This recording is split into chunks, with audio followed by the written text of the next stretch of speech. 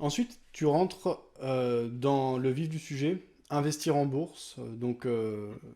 Jusqu'à maintenant, on était un peu dans le côté théorique. Là, on rentre un peu plus dans la pratique et tu enchaînes avec un chapitre sur la gestion du stress, donc plutôt la psychologie. Donc là, dans Ouais, le livre, on commence à rentrer dans le vif du sujet. Tu l'as pensé comme ça, le livre, aller ouais, crescendo, ouais, commencer par des bases et puis au fur et à mesure rentrer de plus en plus concrètement dans le trading, dans l'investissement. exactement. C'est-à-dire, pour moi, la base, hein, tout repose sur l'affect. D'accord? C'est-à-dire que, justement, c'est pour ça d'ailleurs que j'ai fait cette préface où notre héros, si j'ose dire, vit une phase très difficile que quasiment tout le monde ici a connue en trading. Et ensuite, j'explique les mécanismes psychologiques qui se mettent en place et qui expliquent pourquoi on a réagi de cette manière-là. Et ensuite, la première solution, donc là, je vais dévoiler un petit peu du livre. Une des solutions pour, donc j'explique les mécanismes psychologiques et j'explique quels sont les mécanismes qui nous poussent à avoir euh, à faire les mauvais choix et avoir des mauvaises réactions en trading. Ça s'explique très facilement. Donc, je ne vais pas tout dévoiler, mais en gros, on est encore des hommes des cavernes. On a certes évolué, mais notre manière de répondre au stress, elle est plus adaptée à combattre un animal sauvage qu'à cliquer sur un bouton, grossièrement. Et donc, ces modes de réflexion et ces modes de réaction nous font prendre des mauvaises décisions quand la dose de stress est trop importante. Donc, pour réduire cette dose de stress, je mets en place le money management. Le money management, il est là, un, pour éviter qu'on perde tout notre argent sur les marchés, et deux, pour préserver notre mental. Parce que notre mental, on a une zone, on a une zone dans notre mental, on a euh, une zone de fonctionnement qui est optimale. Si on est en dessous ou au-dessus de cette zone, on va mal fonctionner, ou en tout cas pas d'une manière qui va être optimale pour les marchés.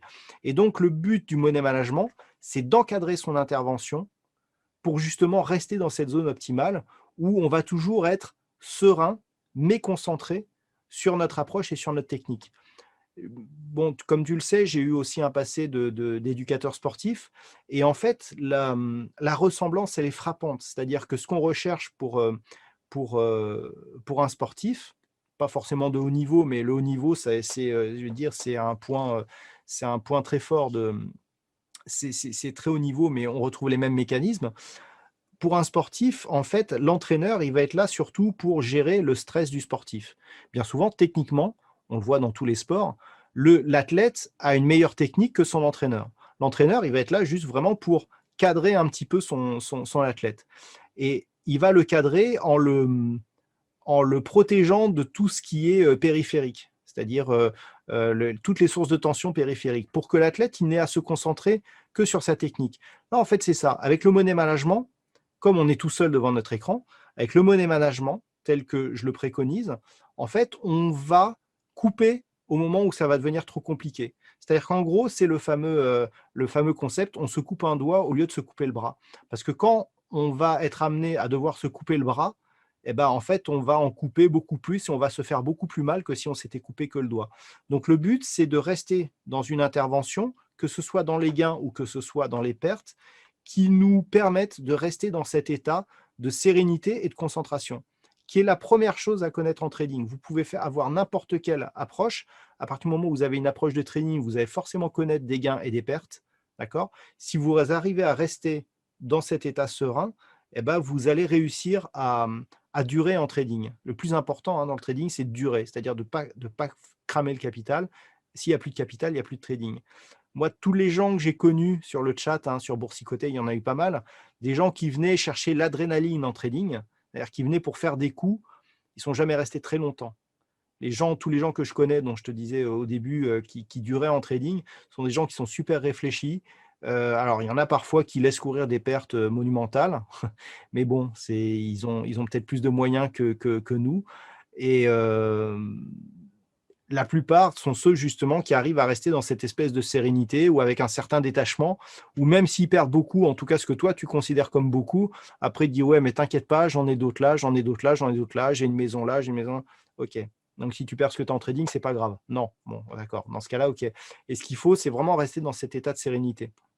Et ça, quand tu es tout seul, que tu as pas un coach parce que tu as pas juste, les moyens de te le payer, et ben, en fait, mettre en place un money management où tu cherches à t'auto-évaluer, donc je donne des pistes pour s'auto-évaluer dans ce livre. Et ben, en fait, tu mets en place ce money management et une fois qu'il est en place, et ben, en fait, il va te permettre de rester toi-même dans ton bon état de concentration et donc ensuite, une fois qu'on a posé les bases, puisque pour moi, le money management est une base à la technique et pas l'inverse. Beaucoup font l'inverse. Ils posent d'abord la technique et ensuite ils parlent de money management. Il faut faire d'abord le money management et ensuite la technique. Une fois qu'on a les bases du money management, on s'occupe de la technique en fonction de ce qu'on a envie de faire. C'est vraiment comme ça que j'ai voulu construire ce livre parce que pour moi, c'est le, le, le, le chemin logique pour espérer réussir et maîtriser la bourse. D'ailleurs, je pense que c'est la plus grande part. Gestion du risque et money management, c'est la plus grosse partie du livre, il me semble. Ouais, bah oui. Euh, donc, pour le concret, etc., bien sûr, ça se passe dans le livre. Et vous avez le lien qui est épinglé en haut du chat si ça vous intéresse, vers